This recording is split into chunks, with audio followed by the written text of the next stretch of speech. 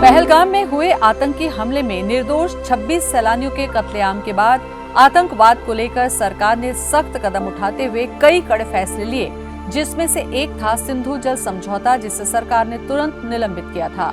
इसका पाकिस्तान ने भारी विरोध किया, पर भारत अपनी बात पर अडिग है और अब इसका असर पाकिस्तान पर दिखने लगा है। इंडस रिवर सिस्टम अथॉरिटी यानी IRSA ने चिनाब नदी में जल प्रवाह में भारी उतार चढ़ाव को गंभीर चिंता का विषय बताया और कहा कि इसका असर सेंट्रल पंजाब के चावल क्षेत्र और मंगला डैम के जल भंडारण पर भी पड़ रहा है। IRSA के प्रवक्ता खालिद इदरिस राणा ने कहा कि भारत द्वारा चिनाब के जल प्रवाह में कमी से न केवल खरीफ फसलों, विशेष रूप से चावल पर खतरा मंडरा रहा है। Pakistan commissioner for Indus waters को हर घंटे जल प्रवाह का डेटा मिलता है, जबकि IRSA को औसत डेटा मिलता है।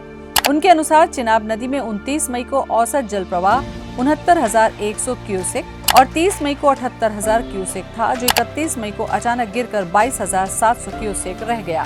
उन्होंने कहा कि चिनाब में जल प्रवाह का ये उतार चढ़ाव बेहद गंभीर है। सेंट्रल पंजाब के चावल क्षेत्र की सिंचाई जरूरतों को पूरा करने के लिए IRSA ने मंगला जलाशय से जल प्रवाह को 10,000 क्यूसेक से बढ़ाकर 25,000 क्यूसेक कर दिया है। हालांकि अगर यही स्थिति बनी रही तो मंगला डैम का जल भंडारण गंभीर रूप से प्रभावित होगा। भारत के द्वारा चिनाब के जल प्रवाह को कम ज्यादा करने से सेंट्रल पंजाब के चावल क्षेत्र को खतरे में डाल दिया है और ये मंगला बांध के भराव को भी प्रभावित करता है। ये स्थिति पाकिस्तान की खाद्य सुरक्षा और कृषि अर्थव्यवस्था के लिए गंभीर चुनौती पेश कर सकती है, क्योंकि चिनाब नदी पंजाब के विशाल कृषि क्षेत्रों की सिंचाई के लिए बेहद महत्वपूर्ण है। IRSA ने भारत से सिंधु जल संधि के तहत जल साझा करने की प्रतिबद्धताओं का पालन करने की अपील की है।